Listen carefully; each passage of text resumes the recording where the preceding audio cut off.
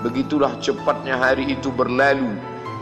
Hari berubah menjadi pekan, pekan menjadi bulan, bulan menjadi tahun, tahun menjadi windu, windu berubah menjadi abad. Yang mati hilang, yang dulu hidup kaya, hari ini hanya tinggal kenangan saja. Kemana mereka dulu yang hebat-hebat, bangsawan, para penguasa? Semuanya mati ditelan zaman. Yang tinggal hanya apakah dia orang paling baik, dicatat dengan tinta emas, atau dia orang paling jahat, dihujat, dicaci dan dimaki. Harimau mati meninggalkan belang, gajah mati meninggalkan gading, manusia mati meninggalkan nama, nama yang baik atau nama yang buruk. Wa tilkal ayyamu nudawiluha bainan nas. Demikianlah hari demi hari kami pergantikan di antara manusia. Untuk apa hari ini dirubah Allah Ta'ala? Mengapa hari ini datang silih berganti dan kita ada di dalam zaman itu? Liya'lamallahu alladhina amanu. Allah ingin menguji siapa yang imannya tetap istiqamah, siapa yang masih tetap beriman sampai hari ini. Khatib mengucapkan alhamdulillah, nikmat yang paling besar adalah nikmat istiqamah dalam iman dan Islam. Berapa banyak ketika hari berubah, yang dulunya dia adalah orang baik-baik, hari ini berubah menjadi tidak baik. Yusbihu mu'minan, pada waktu pagi dia beriman, wa yumsi kafiran, petang hari dia berubah menjadi kafir. Maka kita selalu meminta, ya muqallibal qulub, wahai engkau yang membolak-balikkan hati, tsabbit qulubana, kokohkan hati kami, ala dinik, dalam agamamu, wa ala ta'atik, dalam ketaatan kepadamu. Berapa banyak yang dulu susah melarat, miskin, untuk sesuap nasi pun sulit, tapi begitu dilapangkan Allah rezekinya, tidak menjadi hamba yang bersyukur. Dia lalai, dia sangka itu karena jerih payahnya, dia kufur nikmat Allah Subhanahu wa ta'ala. Tapi siang hari ini, alhamdulillah, ada hamba yang disehatkan Allah, dia tetap bersyukur. Ada hamba yang ditingkatkan Allah rezekinya, dia tetap bersyukur. Ada hamba yang dinaikkan Allah kuasanya, dia tetap bersyukur. La in syakartum, kalau kamu syukuri nikmat itu, la azidannakum, pasti akan kutambah. Wala in kafartum, tapi ingat, kalau kamu kufur, kamu ingkar, inna azabi lasyadid, azabku amat sangat hebat, amat sangat dahsyat, amat sangat mengerikan. Berapa banyak orang di masa lalu mati dalam azab Allah Subhanahu wa ta'ala. Tapi itulah manusia, diambil dari kata nasya, lupa. Dia tidak pernah ingat apa yang pernah ditimpakan Allah kepada kaum-kaum sebelumnya. Wa ila samud akhahum salihah, kepada kaum Samud diutus Nabi Saleh.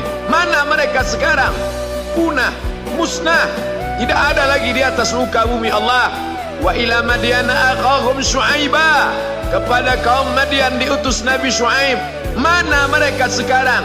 Punah, musnah, tidak ada jejaknya di atas muka bumi.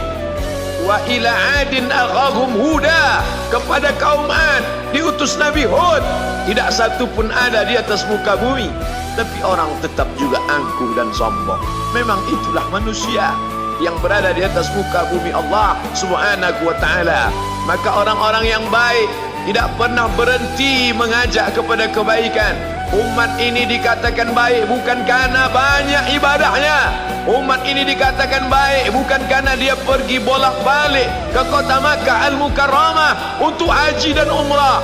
Allah puji umat ini, kuntum khaira ummah, kalian umat terbaik. Kapan? Bila umat ini disebut umat terbaik? Ta'muruna bil ma'ruf, ketika engkau sanggup mengingatkan saudaramu dalam kebaikan. Pagi ingatkan tentang siang, siang ingatkan tentang petang, petang ingatkan tentang malam, malam ingatkan bahwa esok pagi kita tetap berbuat baik. Wa tanhauna 'anil munkar, larang mereka dari perbuatan mungkar. Maka hari-hari yang sudah kita lewati di masa yang lalu, sanggupkah akan pulang kembali? Pepatah Arab mengatakan lan tarji'al ayyamul lati madat, yang lalu tak dapat terulang kembali. Apakah semua itu berlalu begitu saja? Tidak ada yang percuma, tidak ada yang gratis, tidak ada yang sia-sia. Semua akan diminta pertanggungjawaban di hadapan Allah Subhanahu wa ta'ala. Sejak kita tegak di atas muka bumi ini, sejak kita diberikan nafas, diberikan hidup, diberikan nyawa, maka sejak itu kita ditanya, apa khalaqnakum abatha? Apakah kalian kami ciptakan sia-sia? Apakah kami sangka? Apakah kamu semua menduga bahwa kami menciptakan kamu lalu kamu tidak akan kembali menghadap kami? Semua akan diminta pertanggungjawaban di hadapan Allah Subhanahu wa ta'ala. Tidak ada kata yang dapat terucap dari lidah orang beriman selain ucapan astaghfirullahaladzim. Ampunkan segala dosaku di masa yang lalu. Aku lalai dan lupa ya Allah. Kami termasuk orang-orang yang menghilangkan usia kami ya Allah. Kami tak tahu ke mana umur kami selama ini. Berapa jam untuk perbuatan dosa, berapa untuk perbuatan maksiat. Padahal ketika tiba masanya, kami semua akan menghadapmu, dan pada saat itu semua akan dihitung menit demi detik. Detik semuanya tak ada yang dapat dari luput panggilan Allah Subhanahu wa ta'ala. Tidak ada yang lepas daripada pengawasan. Inna alaikum lahafizin, bersama kamu ada malaikat hafazah kiraman mulia katibin, mencatat. Ya'lamuna ma taf'alun, dia tahu semua yang kamu lakukan. Betapa waktu-waktu yang lalu itu tak dapat kita tebus dengan apapun selain kita perbaiki di masa yang akan datang. Tingkatkan kualitas salat berjamaah, tingkatkan membaca Al-Quran. Andai usia kita sudah lanjut, tak dapat kita jemput, maka kita didik anak cucu generasi akan datang menjadi generasi yang Qurani dan Islami. Sab'atun yudhilluhumullah, ada 7 di antara yang dapat naungan Allah. Yauma la dhilla illa dhilluh, hari itu tidak ada naungan kecuali naungan Allah Subhanahu wa ta'ala. Di antara yang mendapat naungan itu adalah syabun, anak muda, nasya'at fi ibadatillah, anak muda yang tumbuh beribadah kepada Allah Subhanahu wa ta'ala. Andai masa muda kita penuh dosa, andai masa muda kita penuh narkoba, andai masa muda kita penuh zina, wal iyadzubillah wa na'udzubillah, jangan sangka Allah tutup pintu taubat. Innallaha la yaghfiru ayyushraka bihi, Allah tak terima taubat orang yang mempersekutukannya. Wa yaghfiru ma duna dzalika liman yasha, tapi taubat selain itu diterima, dibukakan Allah Ta'ala. Mari perbaiki anak menantu, cucu, kawan, sahabat, andai talat, ajak ke jalan Allah Subhanahu wa ta'ala. Itulah salah satu memperbaiki yang masa lalu, kita perbaiki di masa yang akan datang. Di antara tujuan Allah mengapa dia buat kita masih hidup di akhir tahun ini, liya'lamallahu allazina amanu, Allah menguji siapa yang masih tetap dalam istiqamah iman dan Islam. Tujuan kedua, mengapa Allah buat kita hidup sampai hari ini?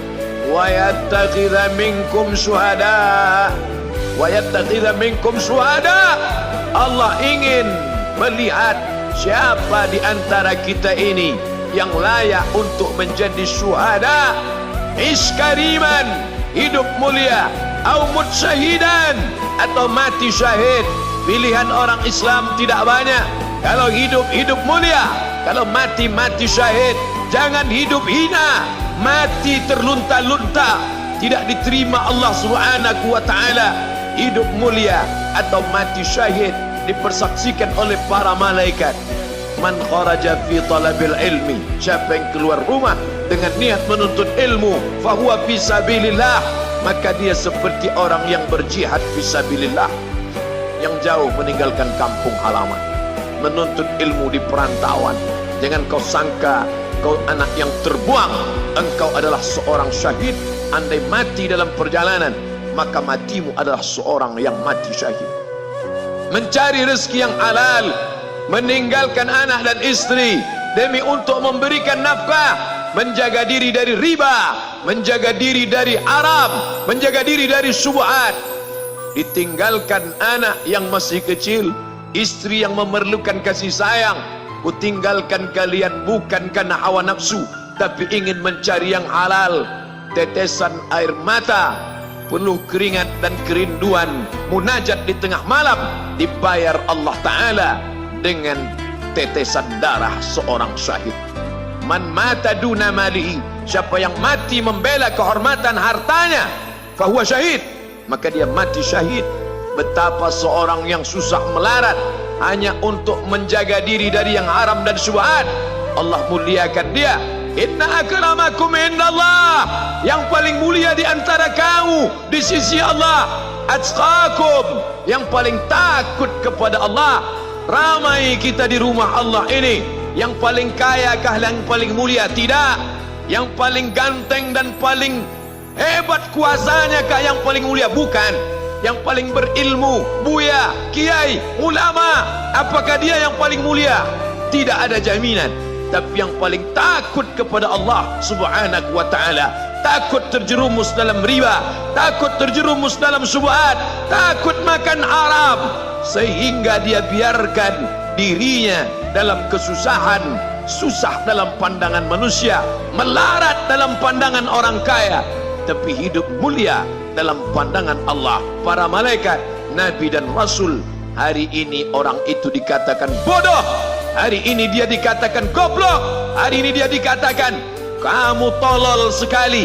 Mengapa tidak kamu pakai kekuasaanmu? Mengapa tidak kamu pakai kesempatan? Hidup hanya sekali, pakailah sesuka hati.